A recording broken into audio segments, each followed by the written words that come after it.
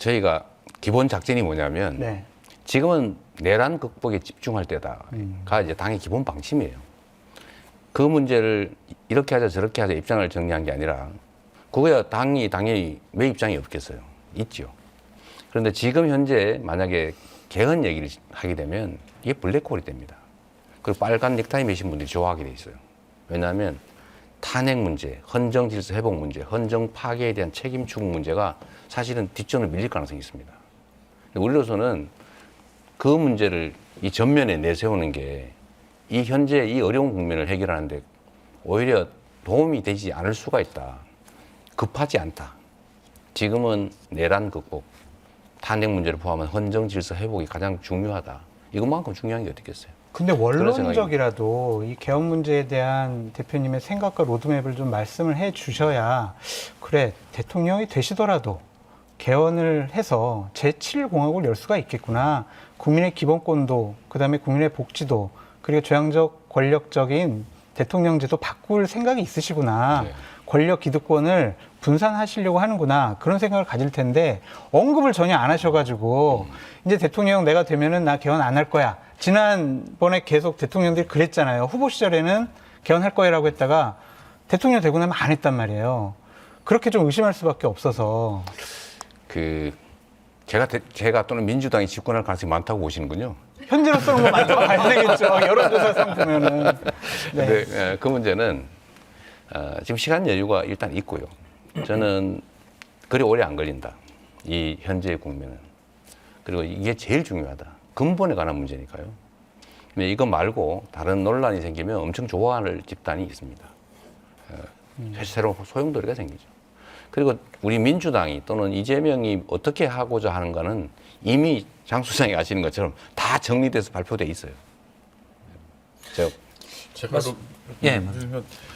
이 정부 형태라든가 이거 관련돼 가지고 여태까지 하여튼 대통령 선거 있을 때마다 얘기가 계속 나왔습니다. 그럼요. 특히 우리나라 대통령한테 너무 권한이 막강해져서 좀 전에 말씀하신 제왕적 대통령제다 하는데 아주 초창기에는 대부분 많은 후보들이 분권형 대통령제 주장을 합니다. 네. 뭐 대표님께서도 아까 말씀드렸다시피 주장도 했었고요. 네.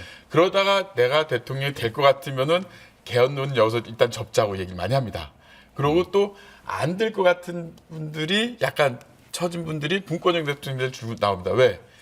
권력을 나눠 가져야지만 내가 그 안에서 뭐라도 할 수 있으니까. 근데 유력한 후보가 되는 순간 전에도 그랬고 문재인 대통령도 그랬고 앞에 후보들이 내가 될 가능성이 높은 순간 개헌 얘기는 접습니다.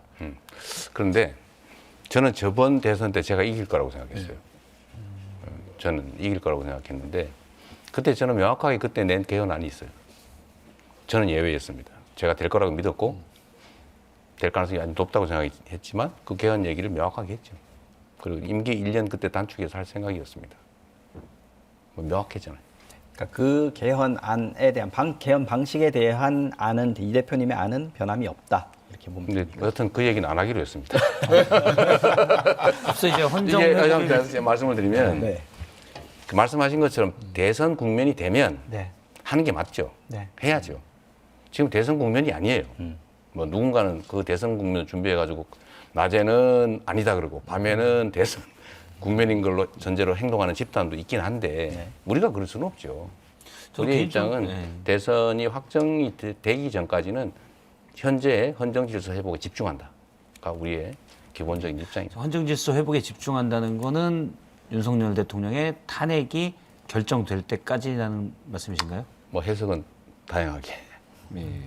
그것도 그렇게 얘기하면 또 뭐가 문제될 수 있습니다. 그러니까 이렇게 궁금해하시는 게 그런 것 같아요. 그러니까 개헌의 내용 방식은 차치하고서라도 언제쯤 개헌 얘기를 하는 게 맞다고 생각하느냐 또는 이제 개헌의 시점은 어느 때로 잡는 것이 언제 개헌하는 게 좋다고 생각하느냐 이런 얘기는 좀 여하튼 그런 얘기를 하기 시작하면 이제 엄청난 개헌 얘기가 소용돌이로 나오나요? 거기에 빠지게 되죠.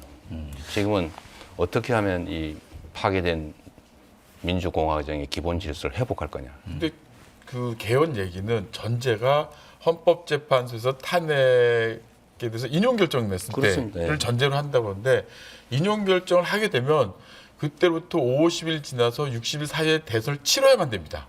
그럼 제일 길어야지 60일, 짧아도 50일 이상 그 사이인데 그 사이에 과연 개헌 논의가 그렇게 그 국민들의 의견 수렴을 거치고 과연 제대로 될 수가 있겠는가? 왜냐하면 다양한 얘기가 있거든요. 지금 그 전에도 문건영 대통령이 말씀하셨지만 이게 상당히 어려운 것이 왜냐하면 대통령과 총리가 권한을 나눠 갖는 거거든요. 그럼 어디서 어느 정도까지 나눠 가질 것이냐? 사실 우리나라 헌법에서도 국무총리는 대통령의 명을 받아 행정부를 통할한다 이렇게 되는데 사실 대통령의 명을 받아 8글자만 없으면 사실은 문건영 대통령이 거의 가까운 게 될 수도 있습니다. 왜냐하면 총리 자체를 국회 동의를 얻어서 임명해야 되고 국무총리가 행정각부의 장을 국무위원이 제청하라고 되어 있기 때문에 그럼 총리가 국회 다수당에서 차지할 수 있는 거고 또 그럼 행정각부 장도 결국은 국무총리 당에서 잘 수 있기 때문에 근데 다만 모든 거를 대통령의 명을 받아 하기 때문에 국무총리가 허수아비 되는데 이걸 뺀다 한들 그래서 실권을 할 때 어느 선까지 과연 국무총리가 실권을 주고 대통령은 어느 걸까지냐. 예를 들면 아주 대표적으로 얘기하는 프랑스 같은 경우를 얘기를 하는데 거기도 굉장히 어렵고 뭐 외교 국방 이건 대통령이 하고 내치는 수상이 한다고 그러지만 그건 이론적인 거고 실제 프랑스 안에서도 혼란이 굉장히 많거든요. 그래서 사실 뭐 저희 학계에서는 각종 연구는 다 돼 있지만 어느 걸 선택할 것이냐 문제로 좀 보는데 그 어느 걸 선택하느냐 자체가 이제 논의가 워낙 다양하게 많다는 거죠. 네. 여하튼 지금은 위기 극복에 집중할 때다. 그 위기를 극복한 다음에 어떤 일을 할지는 그때 가서 하자. 네.